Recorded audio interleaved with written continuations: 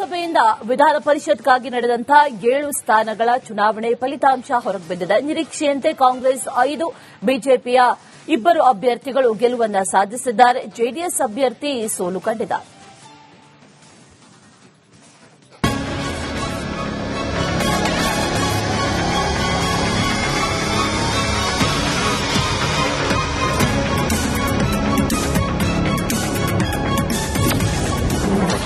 ಪರಿಷತ್ ಫೈಟ್ನಲ್ಲಿ ಕಾಂಗ್ರೆಸ್ ಕಮಾಲ್. ಕಾಂಗ್ರೆಸ್ನ 5 ಅಭ್ಯರ್ಥಿಗಳಿಗೆ ಜಯ.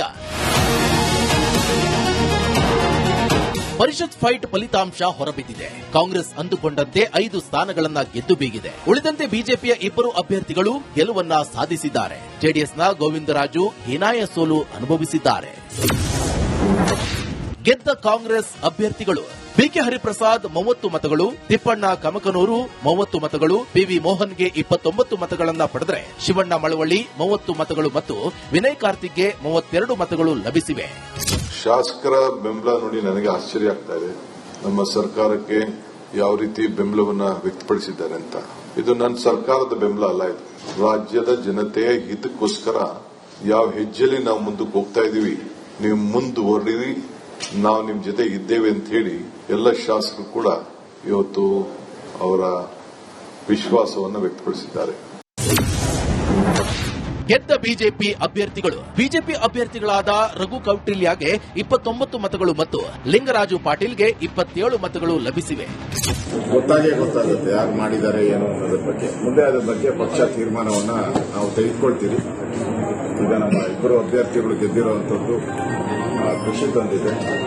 ಅವರಿಗೆ ಅಭಿನಂದನೆ ಸಲ್ಲಿಸ್ತಾ ಇದ್ದೀನಿ.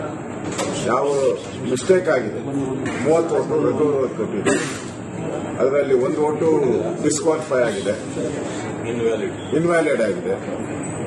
30 ಓಟು ನಾವು ಪಾಟೀಲ್ ಕೊಟ್ಟಿದ್ರಿ, ಅದರಲ್ಲಿ 3 ಓಟು ಮಿಸ್ ಆಗಿದೆ. ಇನ್ನು 4 ಓಟನ್ನ ನಾವು ಜೆಡಿಎಸ್ಗೆ ಕೊಟ್ಟಿದ್ವಿ.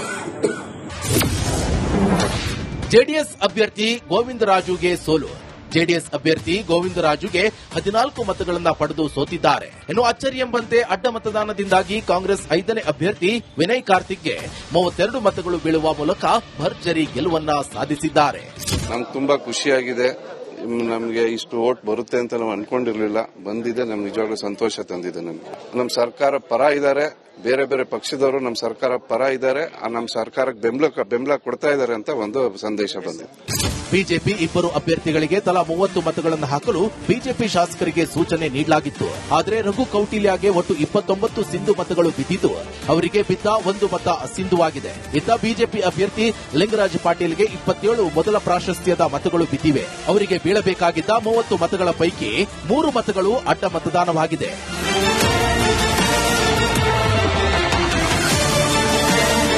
ಪರಿಷತ್ ಫೈಟ್ನಲ್ಲಿ ಆಡಳಿತ ಪಕ್ಷ ಕಾಂಗ್ರೆಸ್ ಗೆದ್ದು ಬೀಗಿದೆ. ಸಿಎಂ ಆದ ಮೇಲೆ ಮೊದಲ ಸತ್ವ ಪರೀಕ್ಷೆಯಲ್ಲಿ ಡಿಕೆ ಶಿವಕುಮಾರ್ ಜಯ ಸಾಧಿಸಿದ್ದಾರೆ. ಈ ಮೂಲಕ ದೋಸ್ತಿ ಪಾಳ್ಯಕ್ಕೆ ಹೊಡೆತ ಕೊಟ್ಟಿದ್ದಾರೆ.